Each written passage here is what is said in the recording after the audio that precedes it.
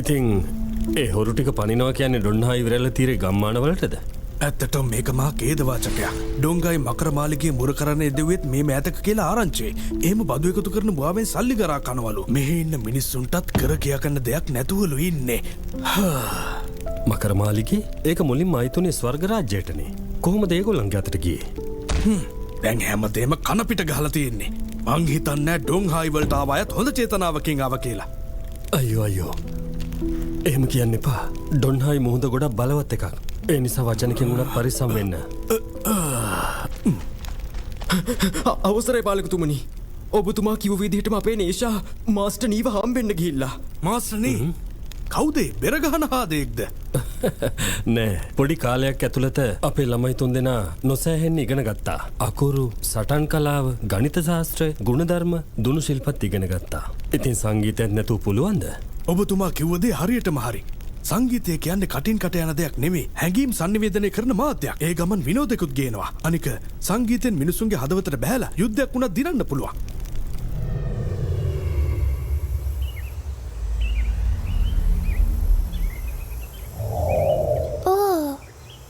සංගීතේ කොච්චර හොඳ වුණත් විනෝද වෙනව හැරෙන්න වෙන දෙයක් නෑනේ. අනේ මන්ද තාත්තා මොකද මේකට එව්වද කියලා.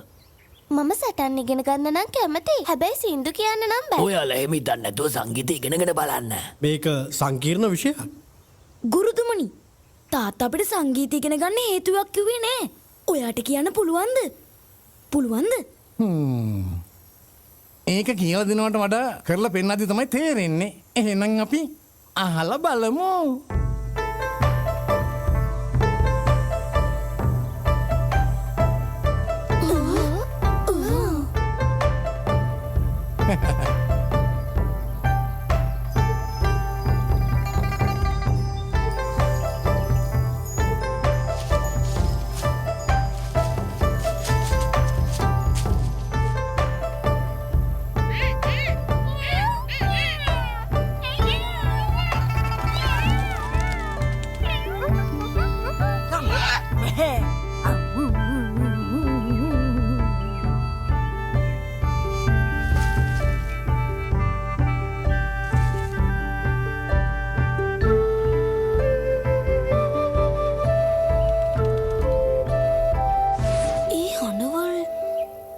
එකක් වෙනස්. ඒත් එකතු වුණාම ලස්සනයි. ගුරුතුමනි, මට සමා වෙන්න. කරුණා කරලා මට සංගීතය උගන්වන්න. ඔය තේරෙන තියෙන්නේ. ඒ වුණාට වැඩේ නම් ලේසි නෑ. මං ඔයාලට උගන්වන්නම්කෝ.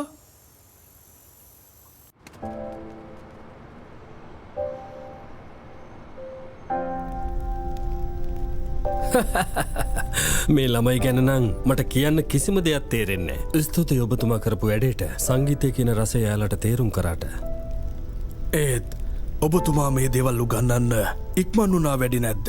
අපේ හිතට දෙයක් හාවද්දන්න ඕනේ නම් මහ ලොකෝට හිතන්න ඕනේ නෑ. ඒ සංගීතය වගේ දෙයක් ඉගෙන ගද්දී ඒක හදවතට දැනෙන්න ඕන. ඒ නිසා අපි සද්දේ නැතුව පරීක්ෂණයක් ලෑස්ති කරනවා. ළමයිනුත් දැන් සංගීතය ඉගෙන ගන්න උනන්දුවෙන් ඉන්නේ.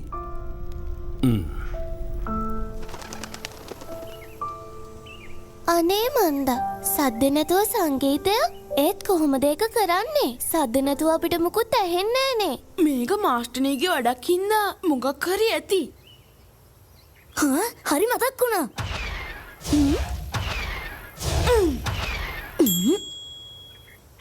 පටන් ගමු.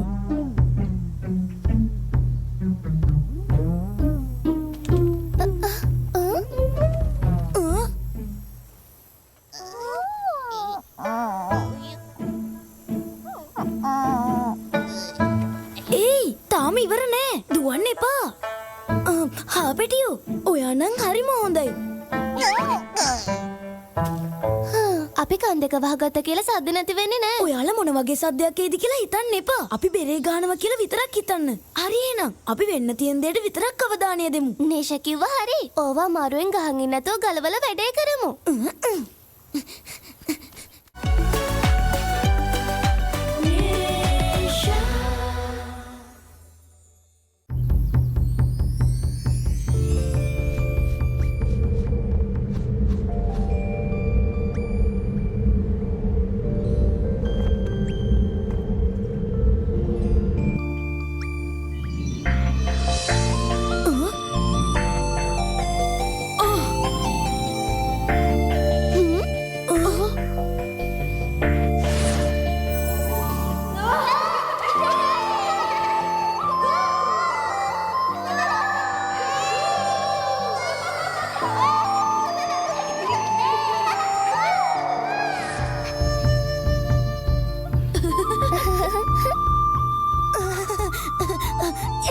ඒක තමයි ඒ කිව්වේ. වැඩේ හරි.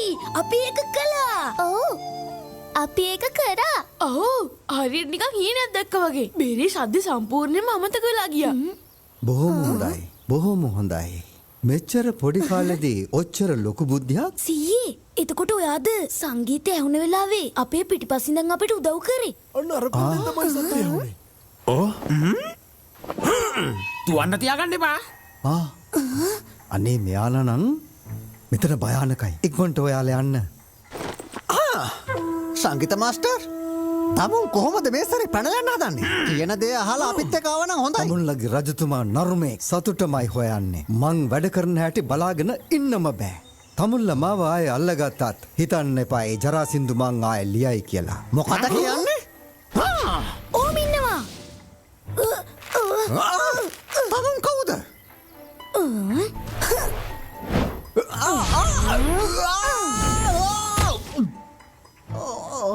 දෙයනේ මොකක්ද උනේ? එහෙම කොහොමද මේ ළමයි තුන්දෙනා අපිව පරද්දන්නේ? මොන ලැජ්ජාවද අපි යාළුවා අල්ලගමු.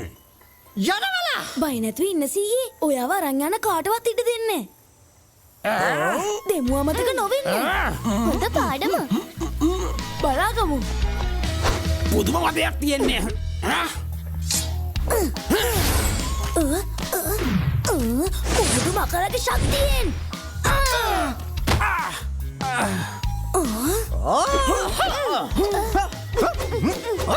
අයියේ උඩ කරනම් කලාව.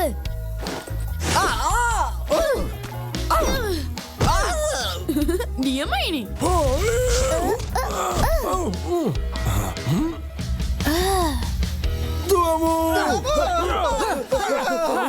ඔය කොහෙද දුවන්නේ? අපිත් යන්. එපා. ඔයාලා යන්න එපා. ඒත් සීයේ අපි යාළ වැටෑරියොත් ඔයාට ආයිමත් කරදරයක් වෙනවා. ඔයාලා ලොකු කරදරයක වැටිලා ඉන්නේ. එයාලා ෂැන් රාජධානියේ ඔත්තුකාරයෝ දෙන්නෙක්. මේ සේරම මගේ වැරදි හින්දා. ඔත්තුකාරයෝ. හරි ඒ වගේ වැඩක් නෑ. ඔය ඉස්සරහින් තියෙන අපේ ගම. ඔයාට කාගෙන්වත් කරදරයක් වෙන්න තියන්නේ නෑ. ඔයාලට ගොඩාක් ස්තුතියි දරුවනේ. ඔයාලා මං ගැන දන්නේ නැතුව උදව් කරානේ.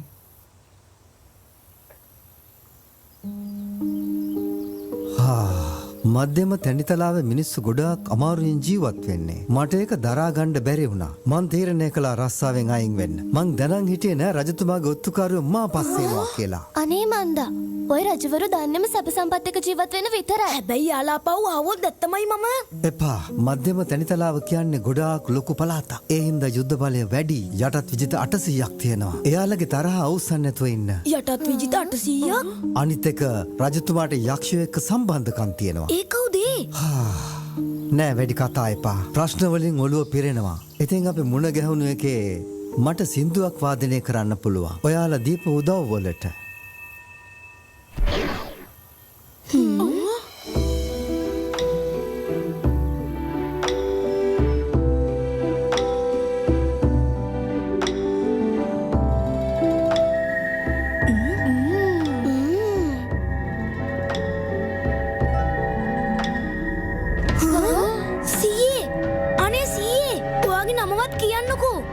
තත්සරාචාර්ය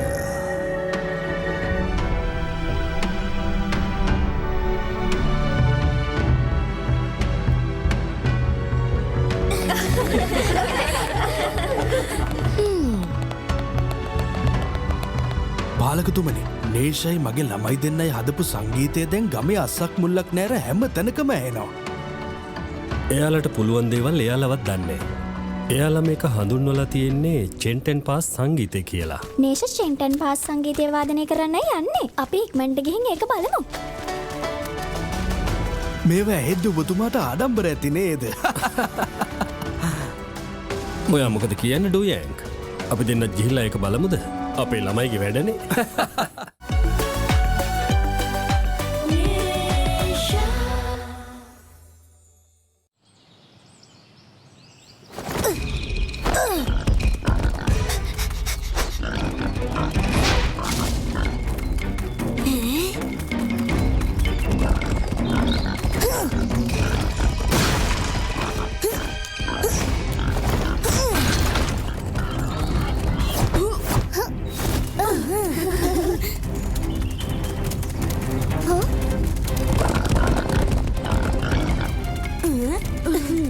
නේෂ අපිට මේක පුළුවන් අපි වේද? කරන්න ඕනේ. වල්ලූරෙක්ට අපි හිතන දේවල් තේරෙනවා කියලා මං නම් හිතන්නේ. ඔයාලා ලෑස්තිද? හරි එන්න.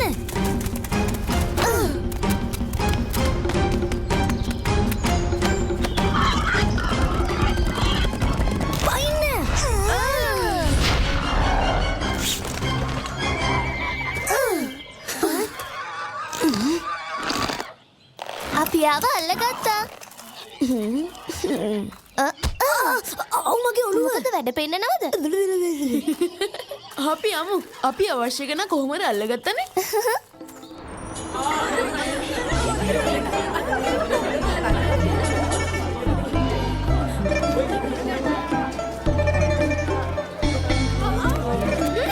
අනේ ඕක මගේ. ඕක මට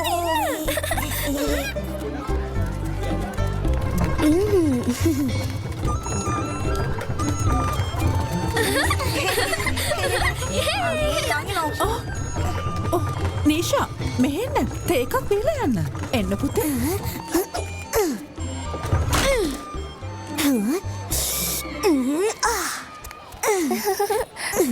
දූනන්දේ ඔයාගේ තේක එන්නෙන්නම රස වෙනවා. එන්න. දෙයියනේ අලියෙක් වගේ වල්ලුවරේ. ඔයාලද මෙයාව ඇල්ලුවේ? දවස් 2-3කට උඩදී මෙයයි හයිනු මාමගේ ගෙදර විනාශ කරලා තිබුණේ. අපි දැන් සටන් කලාව ගැන හොඳට ඉගෙනගෙන ඉන්න නිසා මිනිසුන්ට මොන හරි දෙයක් කරන්න ඕනි. නීෂා ඔයා ආයෙත් හොරෙන් එළියට ගිහින් වගේ නේද? බලාගෙන තාත්තට අහුවේ. මේ සැරේ නම් තාත්තත් මට හොඳ කියයි. දූනන්දේ නේෂ කරපු වැඩේ නම් හිතා ගන්න බෑ. හරි කෑ නොගහ යමුකෝ. නැත්තම් අපිට යන්න ආපු ගමන යන්න වෙන්නේ නෑ.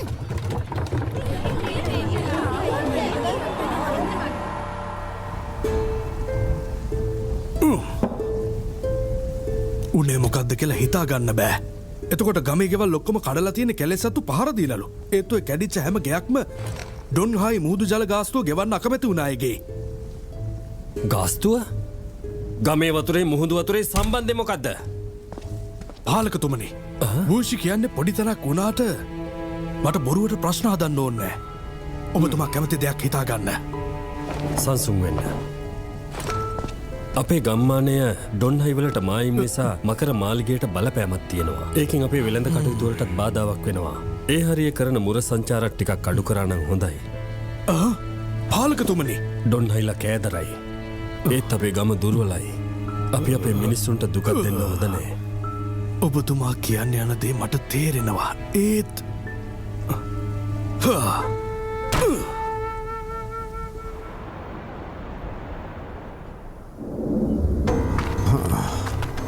මේ හිතුවක්කාර මිනිස්සු ටික ඩොන්හයි බූදේ ජලගාස්තු ගෙවන්න නැතුව ඉන්න හැටි බලන්නකෝ. එයාලගේ ගෙවල් කඩලා දාමු. බලමු කොච්චර කාලයක් යාලා ඉඳීද කියලා.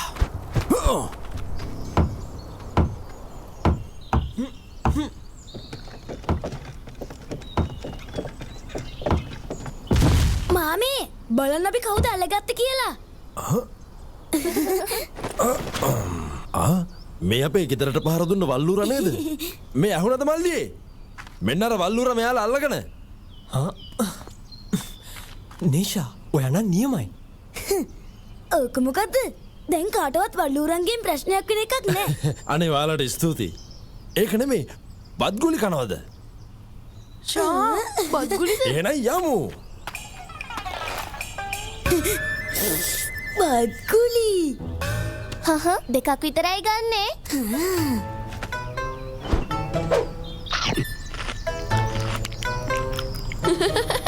නේෂට නම් බත්ගුලි කියන නම හෙන්නවත් දෙන්න හොඳ නෑ. මේ මල්ලි අපේ කට්ටියටම කියාගෙන යන්න අද රාට වල්ලූරු මස් තියෙන්නේ කියලා. කත වැඩ කරන්න එපා.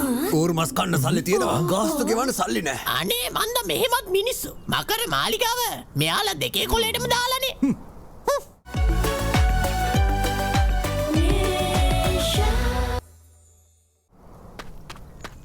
දැන් ඔයාලා අපෙන් අවසර අරන්ද මෙච්චර තනි ඌරෙක්ව දඩයන් කළේ? අපොයි මෙයාව නේද අපි ගෙවල් කඩන්න පුරුදු කරේ? මොනවා? ඒ යොය ඉන්නේ අපේ ඌර තමයි. නිලධාරිතුමනි මගේ යාළුව තමා මෙයාව අල්ලගත්තේ. ඒකට ඩොන්හායි එක්ක කිසිම සම්බන්ධයක් නෑ. බටුවැටයෝ ටිකක් නේද? ඔයා මේ කියන්නේ මේ පොඩි උන් ගැනද? අපි මෝඩයෝ කියලා හිතුවද? මෙයාලට එච්චර දෙයක් බෑ. එයි ඔයා ඔය කාගෙන්ද කතා කරන්නේ? අපිට මේ ළමයි එක්ක වාද කරන්න වෙලාවක් නෑ. සල්ලි ගෙවන්න බැරි නම් වල්ලෝරව හරි බාර දෙන්න. ඔයා කොහමද එහෙම දෙයක් කරන්නේ? මන් දෙනවා. නේෂා දරාගන්න එපා. මතකද අපිට ගුරුතුමා ගන්නපු ඒවා? ඉක්මන් තීරණ ගන්න එපා. හරි හරි. උර වැල්ලුවේ නේෂා. එහිද ඔයාලට දෙන්න බෑ. යනවා යන්න පැත්තකට. මල්ලි තමුන් කොහොමද මිනිස්සුන්ට අතපය උස්සන්නේ? අයියෝ නේෂා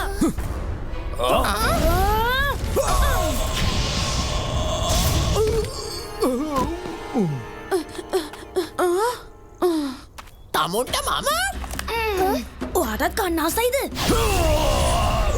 මගේ හක්ක.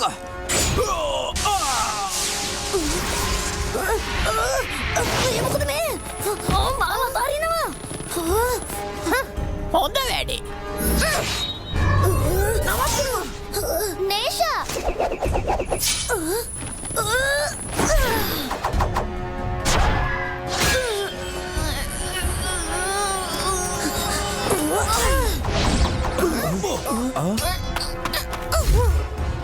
හරි අපි බලමුකෝ.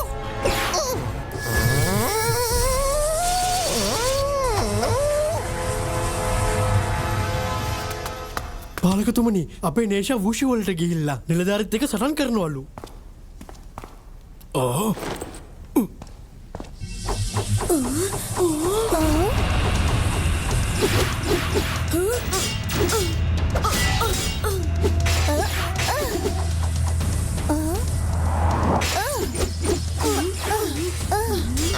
පුදුම ලොකු කමන්න තියෙන්නේ.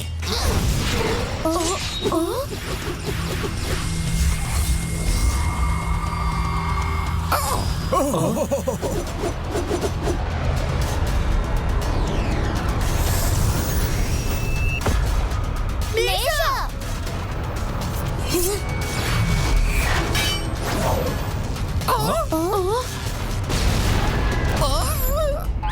හෝ දැන් හරි. මෙයා ළමෙක් නෙවෙයි යකෙක්ද කොහෙද? මම බලා ගන්නම්. එනවා.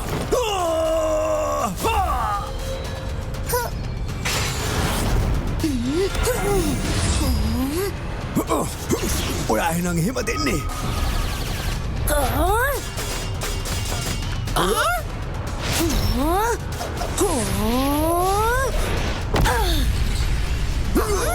ඔයාලට ඔච්චරද පුළුවන්? ඔයා කවුද කියනවද? ඔයා මකර මාලිගේ තරහ කරගත්තොත් එහෙම හොඳක් වෙයි කියලා නම් හිතන්න එපා. අපි තාත්තට කියමු. අපි පාලකතුමා අමාරුවෙන් නොදයිමු. මොකද ඔයාලා බය වෙලාද? ඔය මකරමාලිගේ සෑහෙන බලවත් තැනක්. ඒ නිසා උස්සන්නතෝ ඉමු. මෙයාලා කට තිබ්බ පළියට කියවන පම්පෝරිකාරයෝ දෙන්නේ. මොන මාලිගේ වුණත් මිනිස්සුන්ට කරදරයක් වෙනවා නම් වන්දි ගෙවන්න වෙනවා. ඕක නවත්තන්න. දැන් බලාගන්න.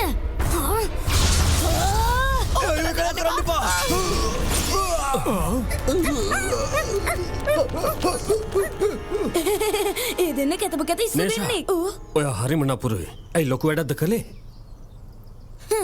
ඇයි මොකද? මං හැමතිස්සෙම හොඳ වැඩ කරන්න තමයි හිතාගෙන ඉන්නේ. හොඳ වැඩක්? හරිනම් මෙතනින් පස්සේ ගෙදරින් එළියට බහින්නවත් දෙන්න හොඳ නැහැ. ගෙදර තියාගන්න. ඕවට දුව තෑගි කියන්නේ. පාලකතුමනි තාත්තේ ඒගොල්ලෝ තමයි මුලින්ම කරදර කරේ. නේෂා හැදුවේ විකාරද? ඔය මකරමාලිගේ කියන්නේ අපිට එහෙම හැප්පෙන්න පුළුවන් තැනක්ද? ඕවා හිතන්න එපා. වපුරපු දේවල් තමයි නෙලා ගන්න වෙන්නේ. තාත්තේ මං තමයි මේ වැඩේ කරේ. ඕනි තනුවමක් දෙන්න. හැබැයි මාස ගාණක් ගේ ඇතුළේ හිර කරලා තිබ්බොත් ඇත්තමයි මම මේ කියන්නේ. අම්මුවාගේ මූණවත් බලන්න නැති විදිහ වැඩක් මං කරනවා. නෑ දවස් 2-3යි මාස ගාණක් ඕනේ නෑ. ඔයා එක හිතලා කළේ නෑනේ. හරි. එහෙනම් මම මොනවත්ම දන්නේ